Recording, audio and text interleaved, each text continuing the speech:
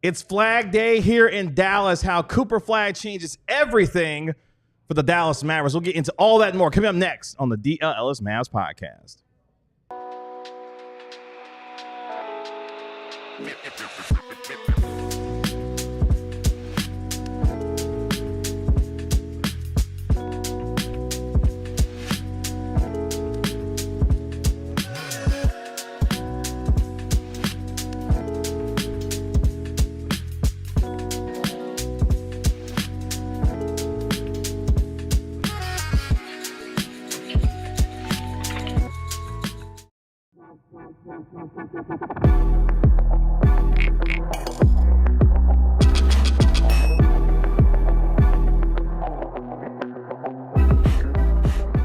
Hey, what's up, DLLS Mavs Nation? It's your man, Kevin Gray, alongside Mavericks beat writer Tim Cato and our national NBA insider, Marc Stein. We, of course, are DLLS Mavs. Appreciate you joining us here on this terrific Tuesday afternoon.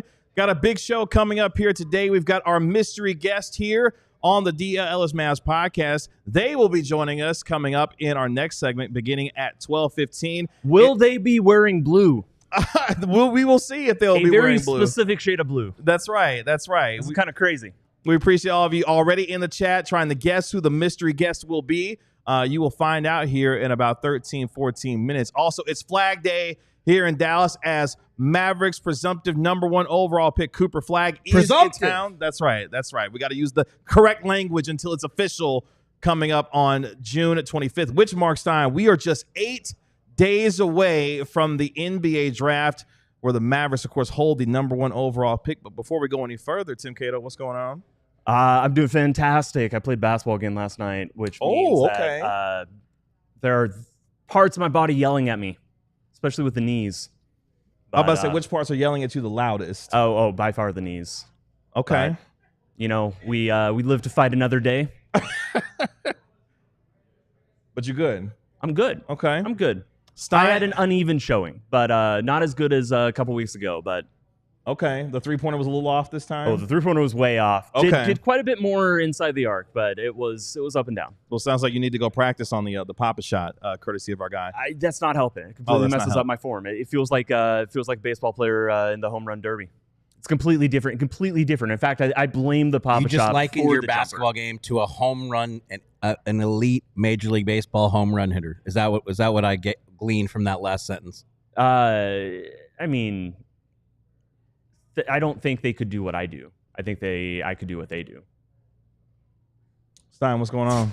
How we doing?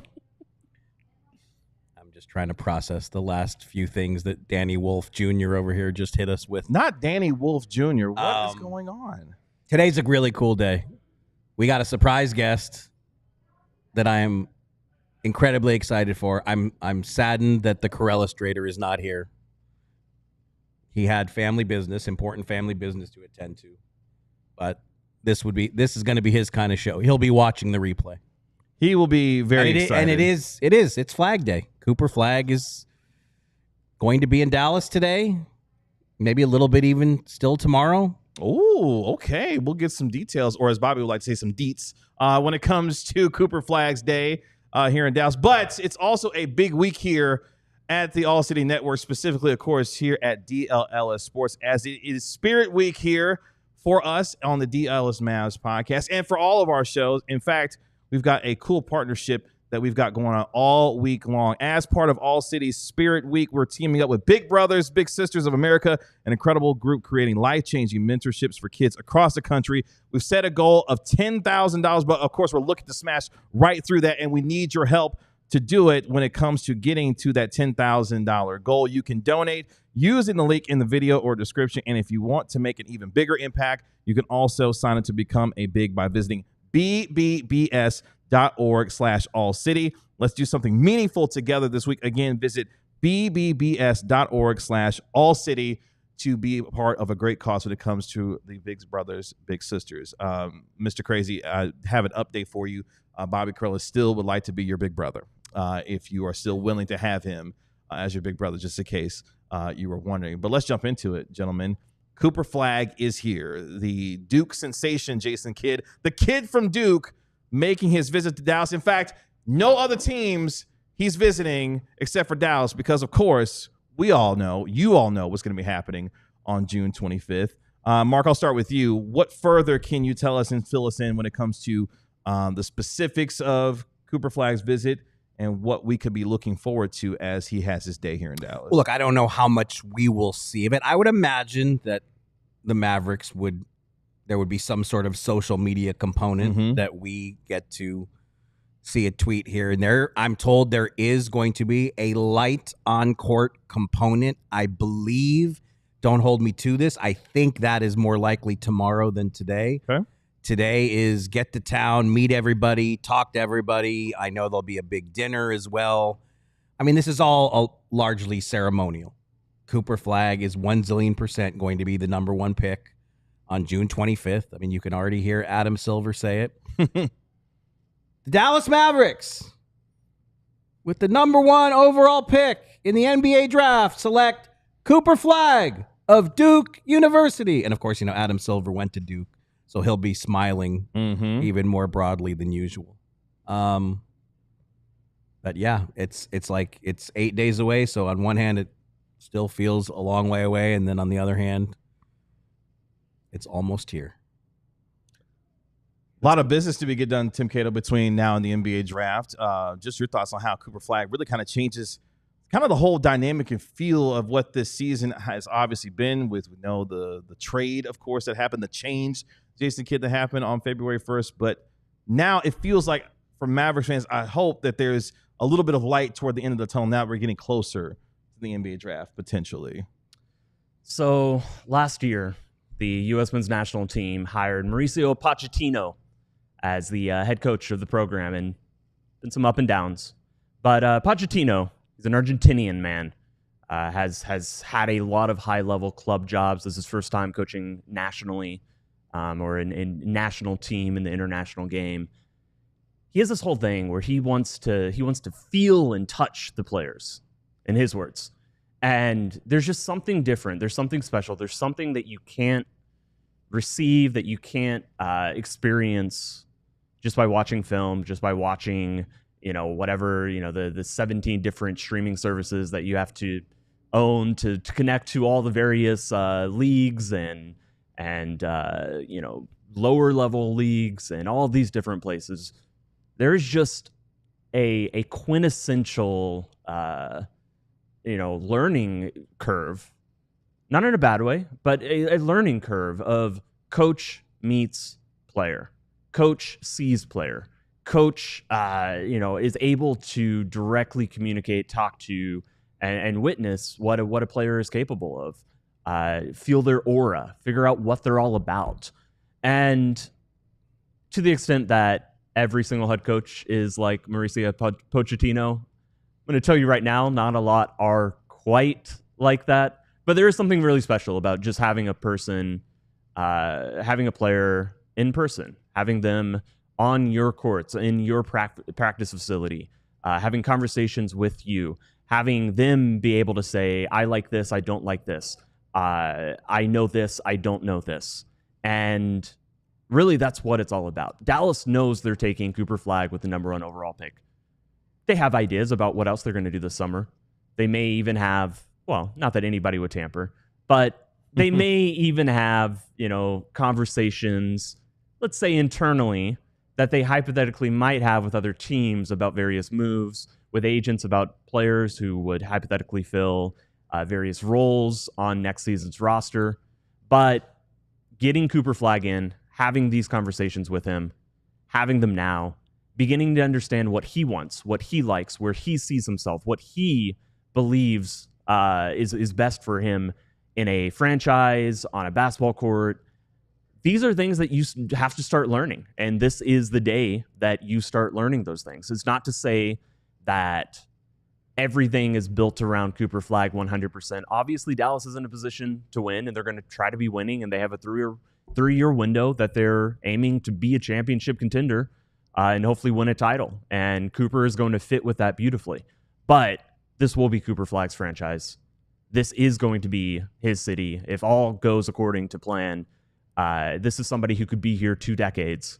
And this is where that starts. This is where you as an organization have to start lining up your mindset and your mentality and your approach to basketball on the court and off of it with this guy who's coming in, who is going to have the gravitational pull of a number one pick, of a superstar, of a generational talent, of somebody who is only going to get better from this moment. And that's a really exciting time for a franchise. And it's the time where whatever uncertainties you had, whatever things still need to be decided about the summer and the offseason to come, you can kind of start to compare them with this idea of the most important addition you're going to have this summer, bar none. The most important addition is going to be Cooper Flagg. And you can start to take those comparisons and those expectations and those ideas, and you can compare them with the guy that you see right in front of you. So how does Cooper Flagg's arrival change the perception of this team, not just now, but going forward into the future with everything that this franchise has been through over the last several months? Changes everything. I think we still have to see. I mean, like, it's been tangible that he's going to be a Mav for almost a month now, but like, I mean, I'm going to be fascinated to just go to Summer League and hear what other teams think and say about Cooper Flagg, the Maverick, and just what that's going to. I mean, I can't imagine he plays more than a game or two, because that's kind of become the norm for top stars. But I think he will play at least one game, hopefully two, and like we'll start to get that picture. But I mean, I have not met Cooper Flagg myself. I've never spoken to him. But kind of the rumbles, I guess, that have gone around is that he is excited about coming to a team where he's not going to a team that is, a 20-win team that he has to just carry. He's going to a team that if everyone is healthy should be able to be competitive. So I want to hear from him too. I mean, I want to see what it's like to kind of get a real pulse and vibe from how he feels about it. Well, I want to hear from our special guest. Yeah, are we allowed? Can we hit an early break here? Well, should we like, I see people in the chat asking for hints. Should we give a hint? I mean, I would just say Tanner's already given some. Tanner's basically given it away. I would just say Tanner's given a hint. I would just say absolute royalty. Yes. Will soon be joining us on this set. Very much. I think that's a very fair hint. And no, Marc Stein is not referring to Roman Reigns or John Cena. I am not that he would know who any of those two individuals are. Or Brad Townsend. Confident you guys will be excited. You will be very excited to see who we reveal as our mystery guest here on the DLLS Mavs podcast. In fact, Tanner, let's not wait any longer. Coming up next year on the DLLS Mavs podcast, our mystery guest will be joining us for not one but two segments. Talk all things Dallas Mavericks. Who he is will reveal to you next on the DLLS Mavs podcast. But first, I want to put some cash in your pocket, and I want to do so with Cash App. Cash App is a safe, easy, and fast way to send, receive, and transfer money to family and friends. It's instant setup as well, and it's very easy to do. Just enter your phone or email, and there's no bank account needed. There's also no waiting for your money as well. It's your money. You should get it when you are ready to get it. It's safe and secure as well. If you're about to send your money to a scam, Cash App will give you an alert to let you know, hey, you might not necessarily want to send your money there, so it's protecting you all the way when it comes to your money. With Cash App, for a limited time only, new Cash App users can use our exclusive code to earn some additional cash, and there's no catch. Just download Cash App and sign up and use our exclusive referral code DLLS Mavs in your profile. Send $5 to a friend within 14 days, and you'll get $10 dropped right into your account. Remember, terms apply. That's money. That's Cash App. Mando is a men's deodorant brand. They're focused. They're fixated, keeping every single aspect of the man's body smelling fresh and clean. Yes. That includes all parts. Too long, you just worry about, you do the little pit test. Maybe you do a little sniffer. No, every single part of your body, if you're a man, it gets dirty, it stinks, and you need to make sure it's clean. That includes the pits, the belly buttons, the grundles. If you don't even know what a grundle is, that means it stinks. You got to be taking care of that. You're a man. It's time. Come on now. Their scents are geared towards men with options like bourbon leather, clover woods, Mount Fuji, and Pro Sport. And all their products, they're baking soda free, they're paraben free. And it's just the optionality. They have the whole package. Mando Starter Pack is perfect for new customers. It comes with solid stick deodorant, cream tube deodorant, 2 free products of your choice, and free shipping. There's a special offer for listeners. New customers get a $5 off starter pack with our exclusive code that equates to 40% off your starter pack. Use code DLLS at shopmando.com, shopmando.com. Please support our show and tell them we sent you. Smell fresher, stay drier, and boost your confidence from head to toe with Mando. Boost your confidence. That's right. Huh. We're gonna get a real confidence boost here right now. Interesting. As we welcome in our mystery guest. He is a 4-time NBA All-Star. Spent 11 of his 13 seasons with the Dallas Mavericks. Was the 9th overall pick in the 1981 NBA draft, and nowadays the vice president of corporate relations for your Dallas Mavericks. He is Mavericks royalty and legend Rolando Blackman joining us here on the DLLS Mavs Podcast. Thank you so very much. My goodness, this is super. Welcome to the show. Thank you. Super to be here. Getting an opportunity to one to of be my a part of favorite something players special. ever. Thank you. Bobby Carell is going to be very excited when he sees all of this. Poor Bob. Abby. You'll get a close-up of the social media action here on the DLLS Mavs Podcast as well. Let's have some fun. How are you? Good to see you and good to be here with you today. Well, just a good opportunity for me all the way around too. I'm down there working with the Mavericks. Have so many different great things to do, but it's more of an easy pace. There's no more traveling and running around all over the place, so it's an easy life, and I get a chance to see more of Dallas and interact with Dallas, which is exactly what I want. I'm really glad you got the memo. We all got this kind of navy blue going on right here. So I was just in danger this morning as I was going through my suits. And I didn't know exactly if I was going to put the tie on or break down. There you go. So I just picked out the little Mav gear, that kind of a thing, casual, relaxed. And I'm so happy that I was right. That was a good thing. Oh, absolutely. You have held a zillion roles for this franchise. On the floor, off the floor, on the bench, you name it.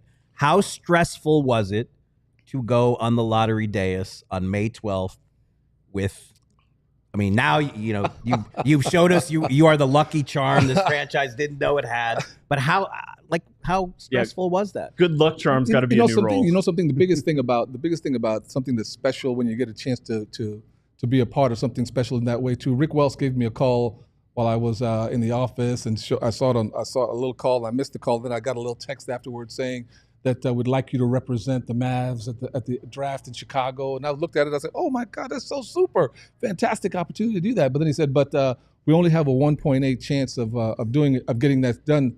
And I wrote back to him. We have the text. I wrote back to him, 1.8 chance, and it says the last second. I said, well, if it's the last second shot, then I'm your man. You know what? I'm your man to go get that. So the important thing is that it was just a spirit. That's all. The spirit, the aura of having that kind of stuff done. And I just felt that way as soon as I got to the stadium out there in Chicago. Just a great feel of try to be positive, whatever's happening, whatever's going on. And like anything else, I got there 2 hours earlier anyway, and was looking around the stadium, the format, like something was going to happen. And my goodness, it surely did. And you kind of started to walk through it. Kind of walk us through what that day was like on May 12th as you're preparing to represent the team. And obviously we know what happens as the night goes on. The Mavericks win the #1 overall pick. Mark Tatum, the deputy commissioner, hands you that card. Walk us through what that day was like and the feelings as you're representing the team on that day. The most important thing is as the day opens up, I'm pretty meticulous on when I have to be somewhere, very, very much so too. So I have everything down as to how to get there, where to get there, how I'm going to go, what time I'm going to get there. So I got there 2 hours before the draft opportunity started, and I was in the stadium. And lo and behold, other people were there also too. So they were feeling like me to get there early. And guys were up there messing around. And the first pick goes to the Chicago Bulls, and the first second, and I was sitting in the background just like it was a basketball game. Like, man, you're not getting no damn first pick. I don't know why you need to get off that stage.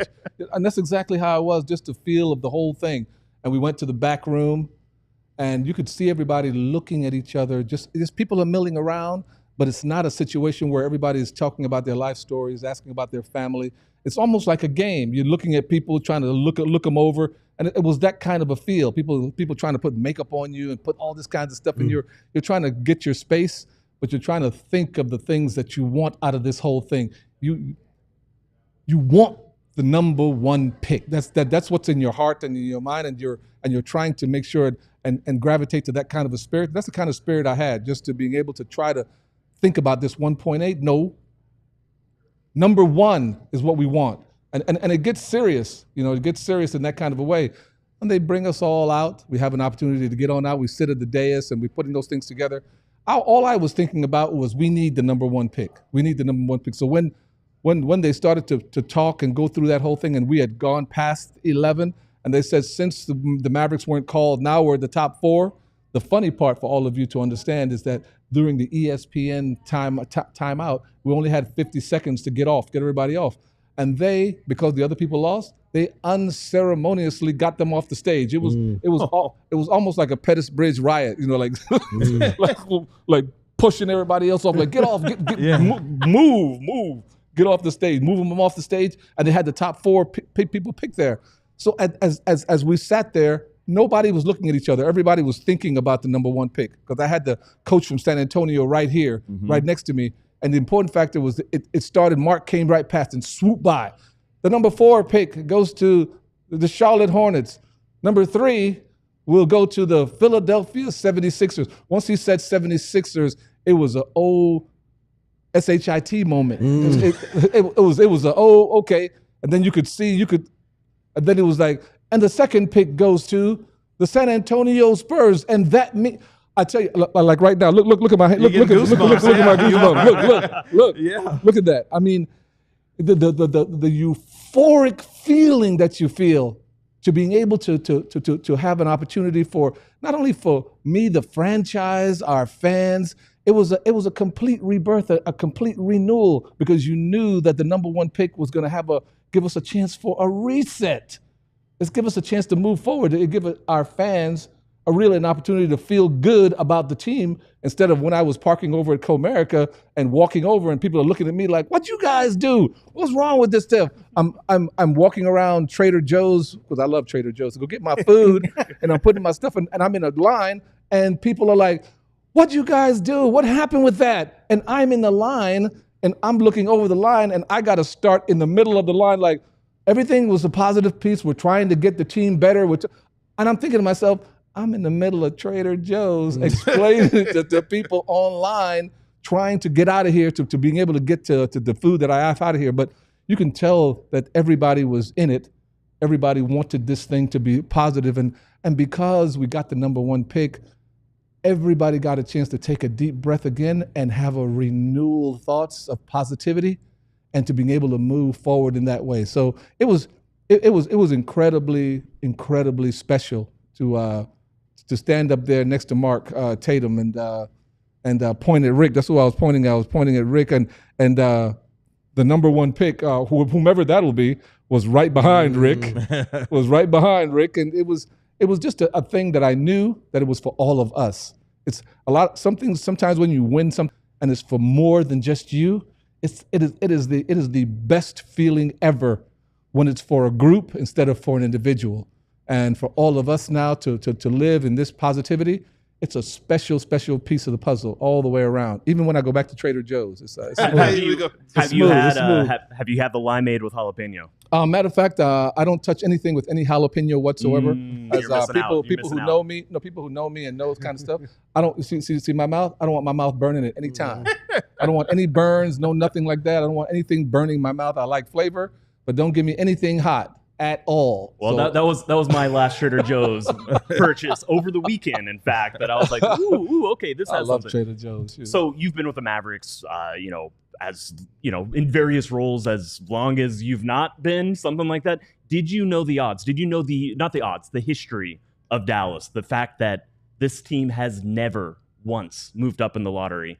I knew it. Yeah. I knew it. I mean, when I was going up there, I knew who had been there all the way throughout, right. And having the opportunity to just come back in disappointment, actually, and not being able to get the pick that we wanted. So right. when you go up in there, you're trying to put the spirit together. It's just like a game. You're trying to go in with the mental thought process of what you want. You can't be, I don't know. You have to go in with that. So I'm telling you, walking around and trying to create that aura, trying to feel like we want the number one pick, and that's what we want. But I'm telling you, fellas, when it starts happening, Yeah. and to be inside of that aura, and it actually starts to happen. Boom, coming down. Boom, top 4. Unceremoniously take off all the guys who didn't win. Get off the stage.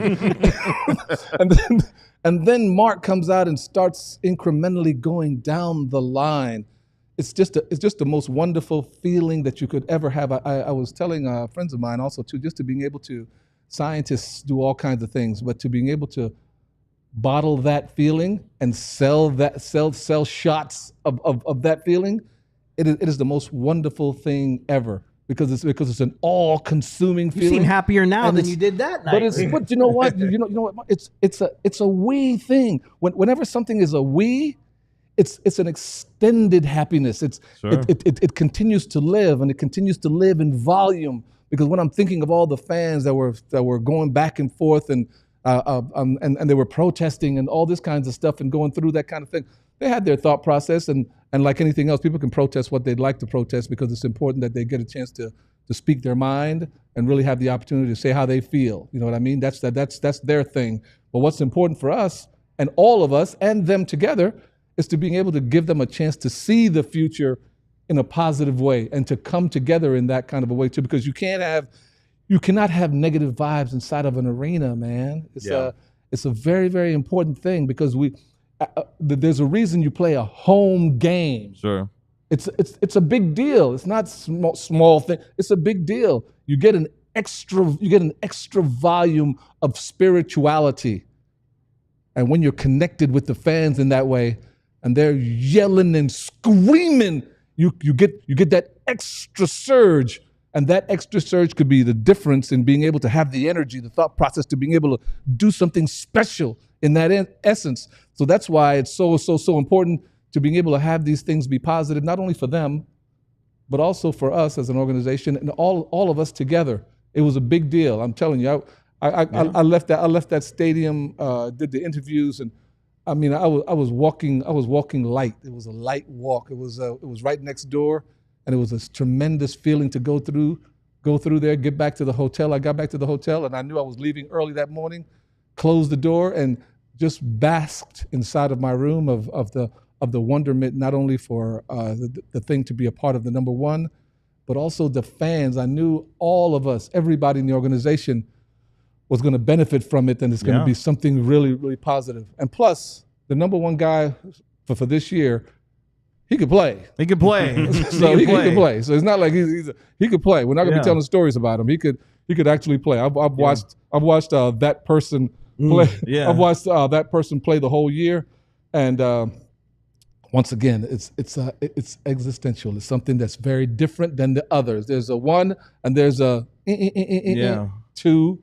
That kind of a thing. It's not like, I'm close to him. No, you're one, and now wait 10 feet, please, and then let this guy go, because he can actually play. He's not like the guy we had before. Sure. Because that guy was an offensive savant. Yeah. Very, very special. Also, you can't fool with that and play with that. Or I'm not going to sit here and fool around like, he was just He was special. A special player, yeah.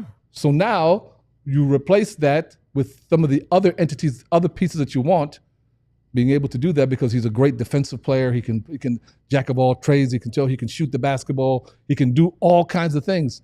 But at the end of the day, we'll see as to how he melds in with this team, being able to put it together. But don't be expecting that other magician, that kind of a thing. Don't be expecting that. That's not what this is. There's always a change in the entity, and to make sure that it's a positive hit for what we want to do and come as a team to being able to move forward. But the dude can play, so it's a great thing for us too. I can't imagine being 18 years old, won't be 19 till December. Yeah, you know what I mean, and then be able to play like this. So we'll see how things work out and how things are handled as far as that's concerned. All of us are out of that. Yeah.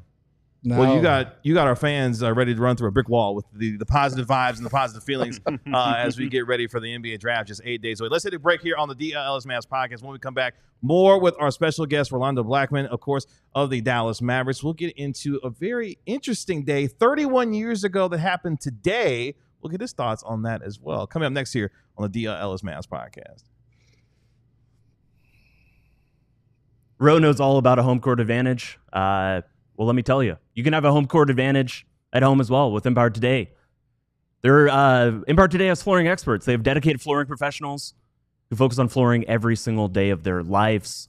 They're your best bet for a new floor because they live and breathe flooring every single day, more than we do with basketball. They're locked in. They're dedicated. They're locked in. Flooring experts. Their flooring experts can bring the showroom right to your house. You can pick out the flooring and the right colors for your space. You can see how it looks with your furniture in your home. You can get precise measurements taken and have all of your questions answered so there are no surprises at all. Schedule a free in-home estimate today because some things are just better at home. DLS listeners can receive a $350 discount when using promo code DLLS. Yes, you heard that right, a $350 discount with code DLLS. Restrictions apply. Visit EmpireToday.com/DLLS for full details. We know the Mavericks' future is bright just like yours is, and we want you to be able to be ready for the season ahead with Shady Rays. With Shady Rays, get ready for the season ahead. With quality shades built to last, our friends at Shady Rays have you covered with premium polarized shades that won't break the bank. Shady Rays, of course, is an independent sunglasses company offering a world-class product rated 5 stars by over 300,000 people. Shades have durable frames and crystal clear optics, making them the perfect choice for all of your outdoor activities. They probably have a style in your team's favorite colors as well. If your shades ever go missing or take an unexpected hit, don't sweat it. They have the most insane protection in all of eyewear. Every pair is backed by lost or broken replacement guarantees. So, exclusively for our listeners, Shady Rays is giving out their best deal of the season. Head to shadyrays.com and use code DLLS for 35% off polarized sunglasses. Try for yourself the shades rated 5 stars by over 300,000 people. Make sure you check out Shady Rays today. We are joined live in studio here on the DLLS Mavs Podcast by Dallas Mavericks legend and good luck charm for the Dallas Mavericks, of course, at the NBA Draft Lottery. Rolando Blackman joining us here live in the studio. Before we continue with the Mav discussion, I mentioned something going into the break. Do you know what happened 31 years ago today? Has something to do with a former team of yours, one of the other team that you used to play with. Mm-hmm. It'd be 1994. Mm-hmm. 17th. June 17th. No. No, not Game 7. Your Knicks were playing the Houston Rockets, of course, in the NBA Finals, and a certain former NFL player was being chased on the high. That was 31 years ago today. The OJ chase happened 31. Do you remember any, like, as obviously you were playing, you know?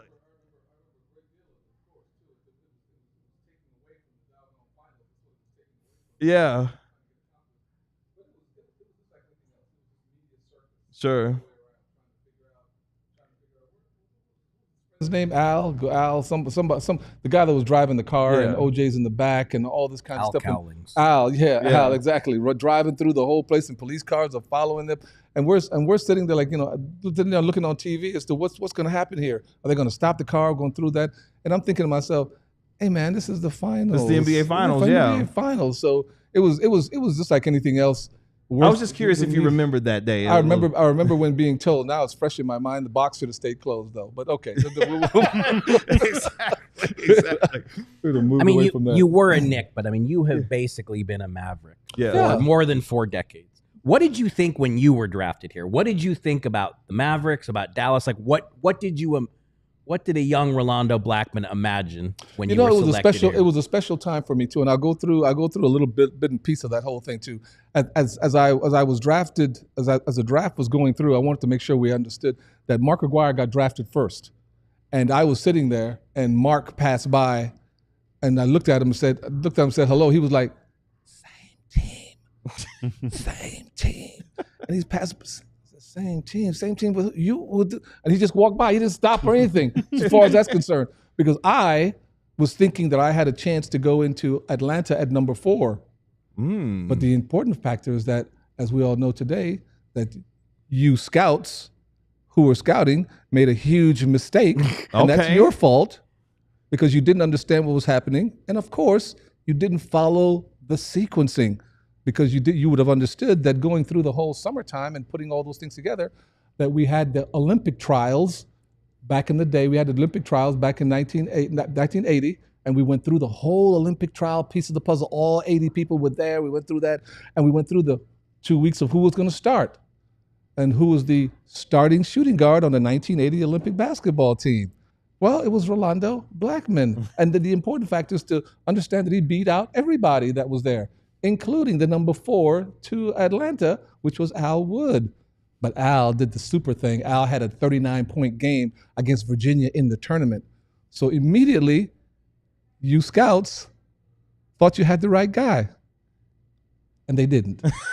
So it's important. I can tell there's still a chip on your shoulder. No, it is. I love it. As an incurable grudge holder, Yes. I have never seen this side of you. This is awesome. No, it's important because it's an athletic piece and it's a proven piece. So what do you as a scout have to see over all the college career, overall, and then at an Olympic trial where we go through the whole thing, and then we go to Colorado, and then we have the fight for who's going to start, and then you win that out, and now President Carter, anyway, put that whole thing together where we can't go to the Olympics, but at the end of the day, we play the gold medal series game, we do all these kinds of things. But the important factor with it is that I got everything incrementally kept moving forward with Orlando Woolridge at 5, and then it got to 8. I talked to Paul Silas. And he was asking me questions about the team and those kind of things too. So they chose Tom Chambers, and then it came to the 9th pick, and I heard the guy, out of the 6'6" out of Kansas State University, Rolando Blackman. So I always remember that. Those things leave an indelible print in your mind because they're so Aguirre special. knew you were going to go to 9th? Yeah. How? But that's what I'm saying. That's the thing. I don't know how Mark knew. Somebody must have told him, or what. However, that's what's going to work out, because he passed right by me. He was like, same team. And with that, it came out to be the same team, and really had an opportunity to come to a place where I got a chance to learn, to understand, and got a continuum of the care. The thing about it for me is that I grew up in playing basketball with the hardship of being in Brooklyn, New York, and the things that are happening there, which is fine. But also I had care. I didn't, I can't tell you like, oh, it was, no. I had care. I had people around me who was giving that. But it was when I got to Dallas, it was a little bit less of that now. Now you're in a pro scene, and it was a little bit less of that. And the important factor was that I had a teacher there in Coach Mata who was teaching, constantly talking about the history of the game, constantly talking about the players that he had, the championship that he won, and you're trying to figure things out. I was really happy to be in that kind of an environment because it gave me a chance to incrementally move forward and get a chance to understand what was going on. And being a part of the city was super, because people were caring, and it was really, really nice around. Except they didn't know a damn thing about basketball, and it was like, what are you guys doing again? Playing what? Basketball? What was that? Is it a new thing of the Cowboys? No. We're playing actually basketball down at Reunion basketball, that kind of a thing. So I could actually remember being having 6 appearances that we had to make for the NBA. Well, guys like me were making 30 and 40 of them, going all the way around. This is the first time I heard of Athens, Texas, Waxahachie. And I'm going down to Marshall. I'm going all over Texas to talk about the Mavs. But then we got a chance to incrementally get better, so people can get a chance to see that these guys can actually play. Mark made the All-Star team 3 times. I made it 4 times. James Donaldson made it once. Roy Tarpley, 6th Man of the Year. Derek Harper making all these defensive teams. And like anything else, I always got to mention Brad Davis, because he was the glue at first to being able to implement what Coach Mata wanted. Without him, we would not have been able to incrementally grow.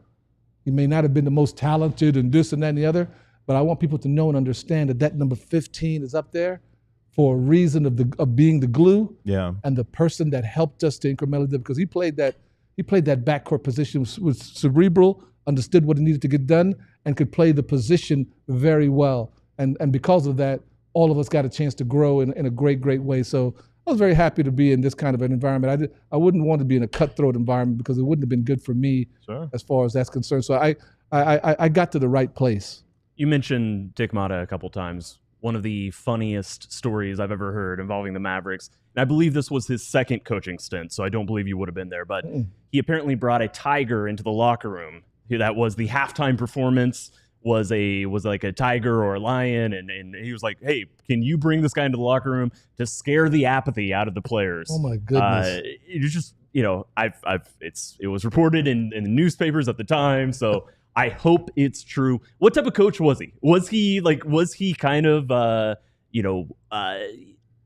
type of person that would just what type of you mentioned teacher, but like what type of impression? Do you still remember from Dick Motta? The important thing for people to understand that it was hard. Yeah. Okay. Just to make sure we understand each other here. Make sure that it was hard. Mm-hmm. You weren't going to get any pats on the back, any hugs, and all those kinds of things. It's an important piece of the puzzle that he wasn't going to rah-rah you or give you any kind of motivational speeches before the game, and we're going to put this together and all that kinds of stuff. He was going to plan, prepare, put things together, and then you guys bring all that to the game. You know what I mean? That kind of a thing. So it was very important to note and understand that you had to bring all those things to yourself. And also he has a lot of quirks, a lot of quirky in the things that he does also too in that kind of a way. And would get mad and hold grudges.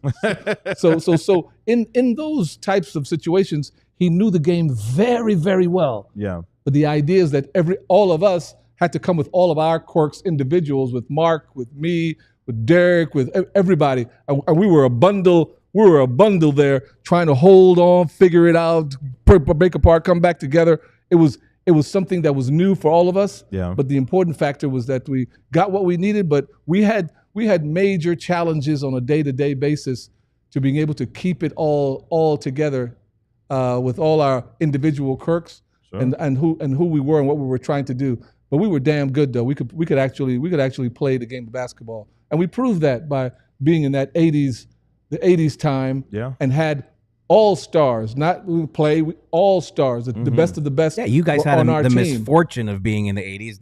The Dallas Mavericks and the Milwaukee Bucks of the 1980s, two of the greatest teams that never won it all and had the misfortune of having to deal with the Lakers and the Celtics. Those Mavs teams and those Bucks teams, they could have played finals that would have been incredible, and just very much so. I think people also need to know and understand also too that it's not fun when you talk about the playing against the Lakers and those kinds of situations too.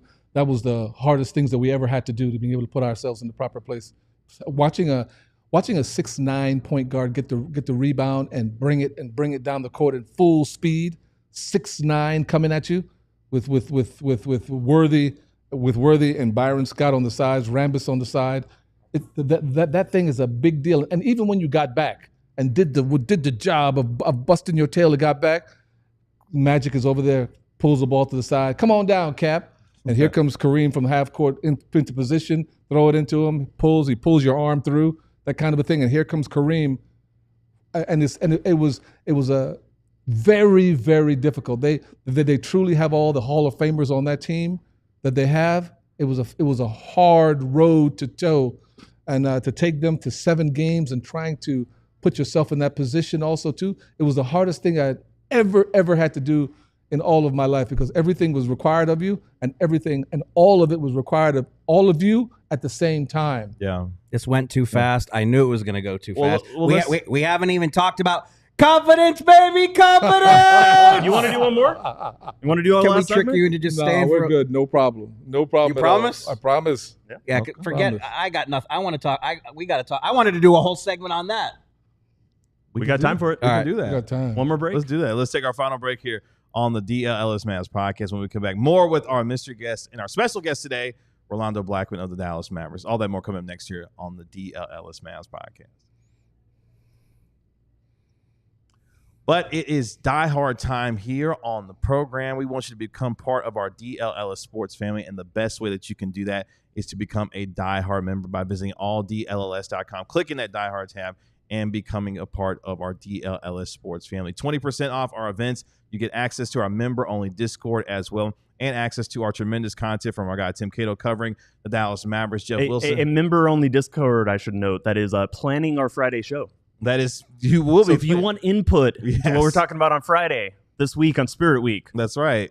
Better sign up. You better hop in that Discord. Have we started asking? We're going to here in just a minute when we. I think we'll probably do that today. That's right. When we let them know what's going on for the rest of Spirit Week here on DLLS Sports. But as you mentioned, the member-only Discord, we've got the 20% off our events. We've got a special event coming up November 15th through the 18th, Tanner, where you can hang out with our DLLS Cowboys crew as they will be heading to Las Vegas for our Las Vegas road trip. It will culminate with a Monday Night Football tilt between your Dallas Cowboys and the Las Vegas Raiders at Allegiant Stadium. So make sure if you want to hang out with our DLLS Cowboys crew that you do so November 15th through the 18th for our DLLS road trip in Las Vegas. Also, when you become a diehard member, you get your what? Your physical diehard card. That's right. Marc Stein providing his physical diehard card. This is stolen valor. This is Marc Stein. He just passed it to me. Mine's still at home somewhere. The fact that he can hang on. I don't trust taking mine out of the house. It's too valuable. It's too precious. It's too valuable to you? Yeah. Well, Stein clearly believes he can handle it, and he does so every time we do our Die Hard read. So make sure that you visit alldlls.com. Also, again, don't forget, as part of All City Spirit Week, we're teaming up with Big Brothers Big Sisters of America, an incredible group, of course, with life-changing mentorships for kids across the country. Set a goal of over $10,000. But, of course, we would love to smash right through that, and we have to do that with your help. You can donate using the link in the video or description. And if you want to make an even bigger impact, you can also sign up to become a big by visiting bbbs.org/allcity. Again, that's bbbs.org/allcity to make sure we do something meaningful together this week. Let's finish up here on our program today. We really appreciate Rolando Blackman hanging out with us here on the DLLS. We promise podcast. we won't keep you past 1 o'clock. No, the show goes off the air at 1 o'clock. We finish up at 1 o'clock. Yeah, he said he got to get to lunch. We'll make sure that you get to lunch a little bit here in just a minute. Just 8 days away from the NBA draft. Cooper Flagg, of course, visiting the Dallas Mavericks today. The player from Duke. I can say it. Ro can't say it. I can say it. Cooper Flagg is in town visiting the Dallas Mavericks as we get ready for the draft in just about a week. In your role, Rolando, I wanted to ask you this because being in the community, being with the fans, what has your experiences through not only as a player, but working with this team and now connecting with fans, how has that informed on what your message has been to the fans since winning the lottery and now as we get close to the NBA draft about the message that you want fans to have as we move forward to what should be an exciting day, of course? What's important and consistent for people to know and understand is the Dallas Mavericks have always been internal to not only trying to play good basketball, bring championships here. It's a thought that continues each and every year, each and every day. So when things happen or things go wrong in a perceptive way, you have to know and understand that we care, we give a damn. It's not haphazard in any kind of a way. But the important factor is that they've always been in the community, helping in educational factors, community development, having an opportunity to help different organizations to being able to be uplifted and fulfilled. It's an open opportunity to know that you have an organization here that's really focused and future forward in helping each and every day to being able to uplift all the different organizations that come to us to being able to now put a better product out on the floor and also for them to get their opportunities to take place.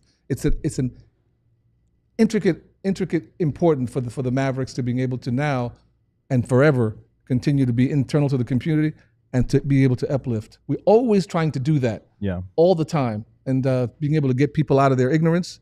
And when I say ignorance, I mean school kids, to being able to know and understand exactly what the requirement of being a part of the future is all about and making sure that you acquiesce to that and put themselves in a place now where they can join a format that they now can have an impact on their future and not just to grow up like a leaf, because a leaf just floats all around, at some point gets wet, and then you get dissolved. Sure. And then you're out of the whole thing. So it's important, but the Mavs have always been in that way, and I'm part of the inclusion ambassadorship to being able to make sure that we do that on all different levels also too. Black, white, brown, whatever background, that kind of stuff too. We're all people having the opportunity to fulfill our life plan, bring our families up, and to being able to move forward in that way. I'm always about that and will continue to be about that and will continue to speak about those things because it's important. We don't have just one culture here.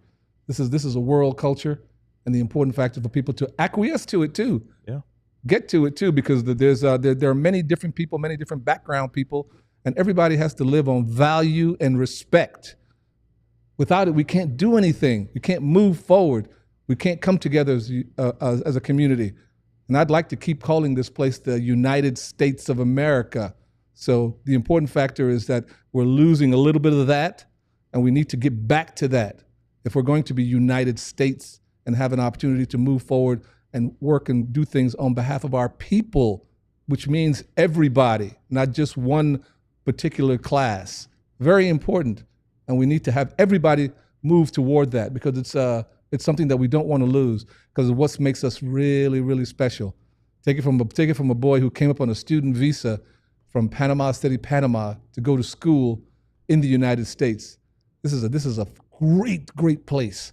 The important factor is to let's keep it that way and move forward on it for everyone. And that's what my life scope is about anyway. That's important. Amen to that. I know you would rather talk about all these projects and endeavors that you work on now. And I mean, I think everybody just in that thing you just said understands why you are so active in the community. But like, you're sitting here with us, and I want to bring up 87. Like I said, I wanted to do a whole segment on this. I wanted to play the video, but I was told we're not allowed to do that. I wanted to play the whole last 2 minutes, 1987 All-Star game. And I know you get asked about this a ton, but like, for me, I had never set foot in Dallas at that point. I was still in high school, had no idea I was going to end up here, had no idea that we would end up having this long professional working relationship, but just Definitely. Like, that is such a magical moment to me, just because the All-Star game in those days, I'm living in Southern California. I don't get to see Rolando Blackman play a lot. Mm-hmm. And those 2 free throws you made, force overtime, like it's magic. But so for younger fans, they're going to remember you for this, for being on the dais for the Cooper Flagg victory. But for you, can you pick a standout moment as a Maverick? Either, whatever's happened in your life, what would you say is the greatest euphoria that you have experienced as a Maverick? I think the first time making the All-Star team, getting to the All-Star level, that was the first time, because 1984 I averaged my highest that I've ever averaged, and didn't make the team, and then had to come back the next year and continue to perform, and made my first All-Star team.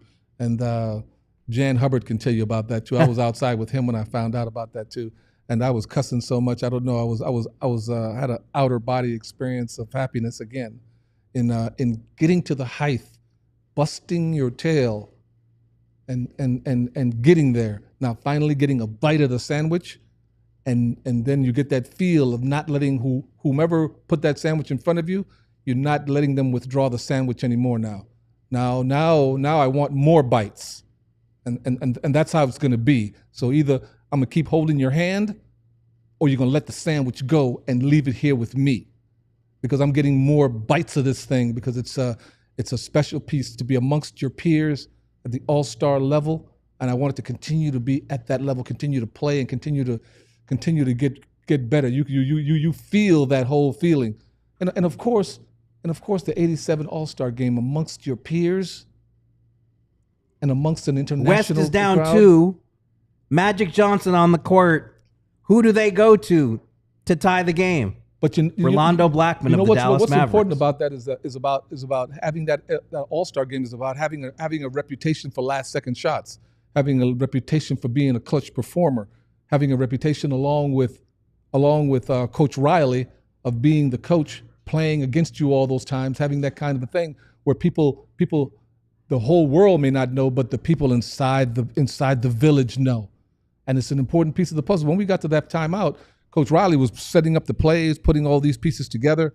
And at the end of the play, he was like, okay, we're going to the row, make sure you come off over here and get the basketball. And you know what? Lo and behold, all that happened.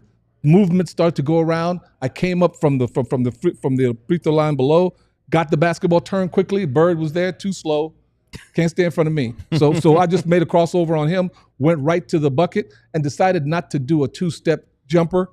Decided I'm going to the cup, and went right to the cup. And here comes Jordan, Isaiah, Dominique Wilkins. At least 3 guys fouled you. All 3 of those guys, and slamming me, hitting me all over his place. So. And then at the same time, you have to understand, the buzzer goes off at the same time. And you go right, and you go right back to your boyhood. You go right back to that last-second shot, practicing free throws, taking a shot. It's here. Yeah. The moment is here. That fantasy, it's here for real. And you could see me. I looked up and started to go right into my routine. Wipe my forehead. Make sure my fingertips have some moisture on them so they get to the grip. When you touch the ball, it starts to grip immediately. Without it, the ball is slidey. Yeah. So you do that, boom, and you're ready to go. Start to walk toward the free throw line. But my teammate from the Olympic team knew that. Isaiah knew that. Because I go into my bag. I go into that thing I go into lockdown. Boop. And he came over there. You punk ma, you are yours. You can't do. And he's trying to break the cycle. I look at him, and I understand exactly what he's doing. And I said, shut the. And immediately I said, I know what this mug is doing. So I go right back. Boom. You go right back into lockdown. Keep locking down because he's trying to go back and forth. And the important factor to note and understand is that Isaiah is a guy that does a lot of laughing and talking, but is one of the most treacherous people around. See what I'm saying? He's treacherous because he wants to win. Yeah. And he doesn't care about anything about that. Anything to win. And will do anything to win. He is that type. It comes with a smile, but you have to understand that the double daggers are back there. Yeah. You see what I mean? And if you know that, you're taking these free throws and you're going through the whole thing. And on the right, listen though. My life is on the line. My reputation, everything that I've always worked for, all of it. Your peers are there. Miss a free throw, and we walk to the locker room. Hey, look, this is not. It wasn't funny to me. It was something that was very, very important. But I also knew I heard them on the side over here too. Roll you a pole, and him and Magic, Magic trying to cover his mouth, and they're laughing. So I have to lock all that down. Boom, lock it down because it's hard because you're a human being, and your body wants to go into this thing. You can feel your body, you can feel it, and you have to lock it down. This is what I practice. Come on, confidence. And you're telling yourself confidence, and as you say that, you can see you get a sprinkle. Boom, boom. You get to start to lock into what you have to do. So now I got to get the damn distance because I'm taking the free throw. There's nobody on the line, which is very, very different. Yeah. And of course, Seattle, it's a vacuum. It's not a closed gym. It's a big old vacuum. So you have to get in there and you have to lock in on the rim. Because that's where you can get the parameters for the 15 feet away, 10 feet high. So you have to lock in and only do that. So I had to get the distance though to be able to put that. So I got to get it up straight and soft. So I put the ball up, boom, and the ball leaves and I'm looking and it hits the front rim, hits the back, and then drops in, boom. I turn around immediately. I got the distance now. I got the feel of what that distance is. And here comes Isaiah again. You are punk, you can't do this and that and the other and all that kind of stuff too. So I'm just saying to myself, confidence, baby, confidence. I answer him, get the hell away from me and just like confidence. So I get back to the line. I had the distance now. Now I have the distance. So confidence, baby, confidence, baby. Confidence, baby. Confidence. Look up the rim, distance is there. Put the ball up. Confidence, baby. Confidence, baby. Confidence. And the ball goes through, turn around. And the greatest feeling you ever have of your peers. There's Akeem Olajuwon. There's a Kareem. Where everybody's giving you, and these are your peers. These are the best of the best. Telling you, oh man, this role, you the man. I'm like, you did it. I'm like, wow, this is. It was a great feeling. And with that, we go into the overtime piece. I score the first 2 points of the overtime. Grab the ball. I got a nice layup on that kind of stuff too, because it was a tremendous piece. But then to go through that whole segment and to win the game, and I walked right to the locker room. And the first questions they were asking me was, "Oh man, you should have been MVP." And I said, "Well, that's not here or there. We won the game." Yeah. And in fairness, be careful now. In fairness, Tom Chambers was hooping. Excuse me. Tom Chambers was. It wasn't like they just gave it to him. Yeah. He had the hometown factor too. Yeah, he did. He had the advantages that come with that kind of a thing, no problem. Sure. But at the end of the day, those things didn't bother me whatsoever. I was happy. He played well, got the MVP. We won. We beat them. All that all-star team they had over there, and we had to win. And it goes down in history forever and ever in that kind of a way. And that was one of the last all-star games where we were hooping against each other. Yeah, The All-Star- competitive. It was compete. I Baby. want to urge our younger audience. Oh, yes. Please go find it on YouTube because Seattle, the 87. All-Star game meant something then. Yeah. It did. It was did. huge. It And did. it was you guys were No, playing we were fighting. to We win. were fighting to win. Everybody was playing together to try to win, and it was hard. It was hard hooping, and I loved every bit of it. The NBA wasn't in the place that it is now. I Not- mean, it was not still it was on the monetarily. rise. It was Magic and Larry and Michael, but it was still like it is not the juggernaut of a league that it is today. And like as a high school kid, all slam dunk contest, all-star game, my world stopped.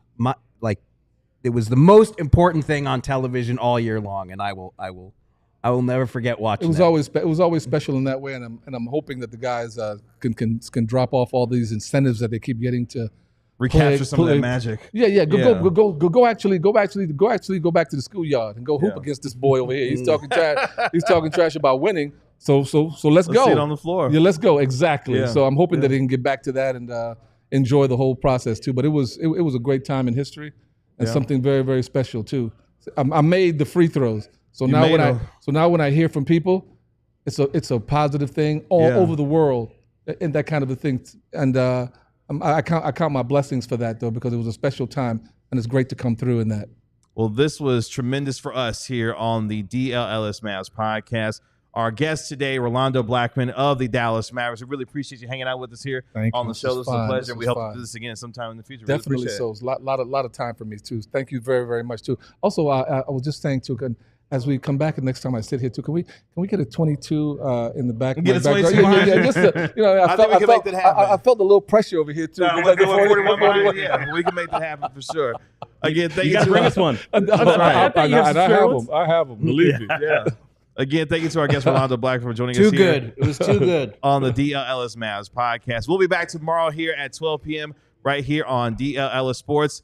Different host, different panel as it's Musical Chairs Day on the DLLS Mavs podcast. You got to stay tuned to see who's hosting the show, Clarence Hill Jr., tomorrow. That's our National NBA insider, Marc Stein. That is our Mavericks rewriter, Tim Cato. I'm your host, Kevin Gray. We are DLLS Mavs. We'll talk to you tomorrow at 12 p.m. Y'all be good and enjoy the rest of your day. We'll talk to you later. See ya.